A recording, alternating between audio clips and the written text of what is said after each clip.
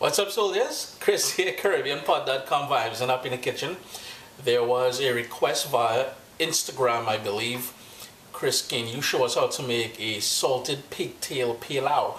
Now, I've done a beef version, I've done a chicken version, I've done a vegan version, vegetarian version, and I've done a gluten-free version. All on the website at CaribbeanPod.com. So for those of you who are not into the whole swine and salted pigtails, by the way, you're missing out. You can also do this with salted beef. But today we're doing a salted pigtail pilau. You're going to like this one, man. Vibes it up. One of the first things we've got to do, let me zoom in for a second. There we go. In the pot here, I have 1.5 pounds of salted pigtail cut into just over 1-inch pieces. Get your butcher to do it because the bones in there are real tough. First, what we're doing here is to boil it, and I have it in a pot of water coming up to a boil. We want to do two things. We want to sort of help tenderize it for a bit, and we want to remove most of that salt that's in there. Now, it will cook further in the pilau, but this is the step you need to do. We're going to boil this for about 20-25 minutes, dump out that water, and then we're going to start making the actual pilau.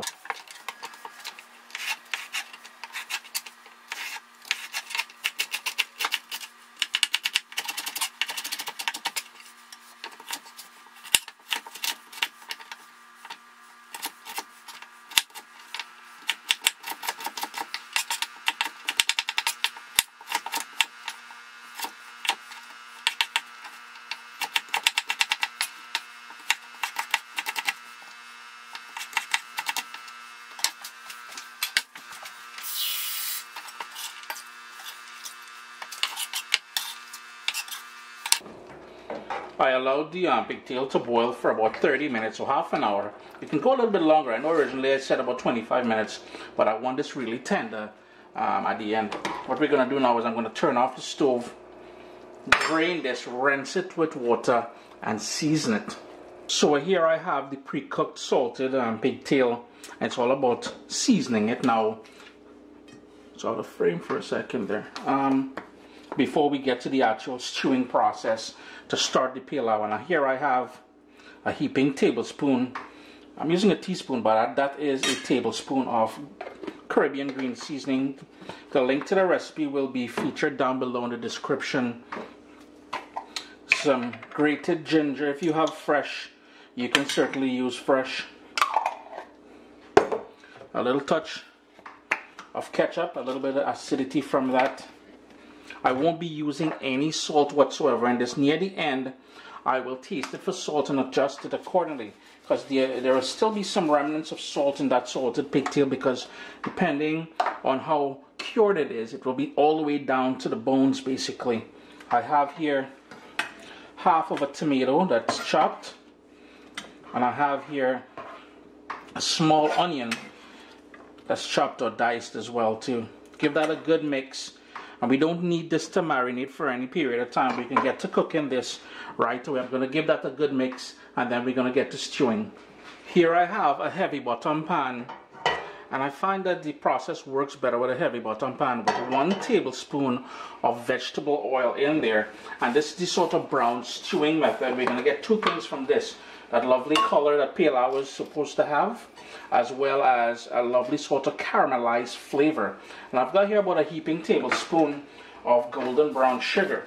Now this is key here. 1, use a dry spoon. You don't want water going in there, because when that sugar melts, you don't want that jumping back at you. 2, keep the seasoned pigtails close at hand. We're looking for this to melt. It's going to go frothy, and then it's going to go amber in color. When it gets to amber in color, that's when you're going to start adding the pieces of seasoned pigtails to there. Marinate and everything, that is cool. Now, if it goes black on you, if it goes really, really dark, stop, push this pot aside, and don't continue. If it goes black, the entire dish will be bitter, have a sort of a bitter taste, and you don't want that to be bitter. As you see the edges here start to go dark, you just want to keep moving that around. And I know the metal on metal is probably annoying for some of you, but too bad. Joke still. And you notice how it's going frothy, it's starting to go amber in color. And that's exactly what we want. It just needs to go a little bit darker for us.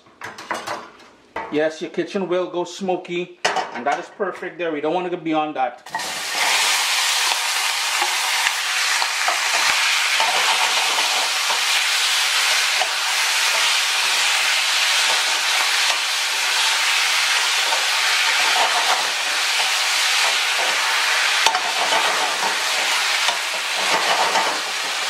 I'm just going to turn my heat down to medium. Put the lid on there and let that go for about a minute or so. After about 4 minutes, here's where we're going to go in with 1 can of pigeon peas. And what I did was, in the can, I went ahead and I rinsed it really well with cool water. I don't want all that sodium and everything, preservatives going into the pot here. And I have here 1 carrot and 2 stalks, I think it was 3 stalks of celery that I cubed up. I had it soaking in water because I did it in advance and I didn't want it going discolored. I'm just going to give that a quick stir now.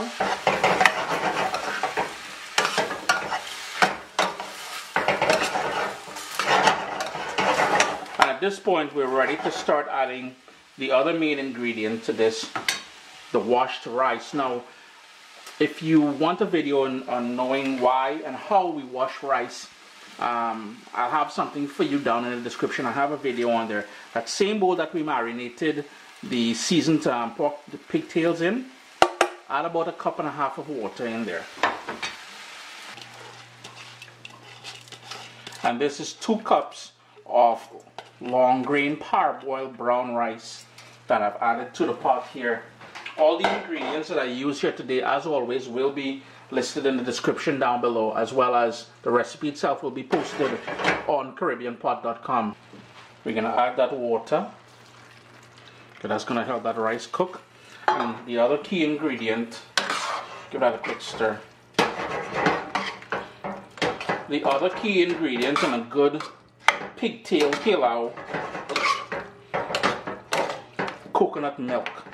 Now, I'm based in Canada. I don't have access. Well, I have access to some dried coconuts there, but they're kind of lame. So I am using coconut milk straight out of the can. Let's give that a quick stir, bring everything together. We're going to toss in some fresh thyme on top. And here's where we're going to go in with the scotch bonnet pepper, or the Caribbean sunshine as I call it. You guys probably thought Chris going crazy, boy. No Caribbean sunshine today. No. That going in now. Don't break it though. You break that, you're looking for trouble, because it's going to, boy, it's real fire. Float it in there and let that go. We're going to turn my heat up, put the lid on, and bring that up to a boil.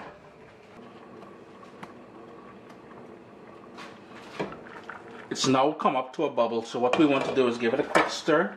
But once again, move everything around. Tuck those pieces of thyme underneath there. And remember, try not to break that scotch bonnet pepper. We want the flavor of the oils on the outside there, but not the raw heat. Turn your heat down to a simmer, to low, and lid back on.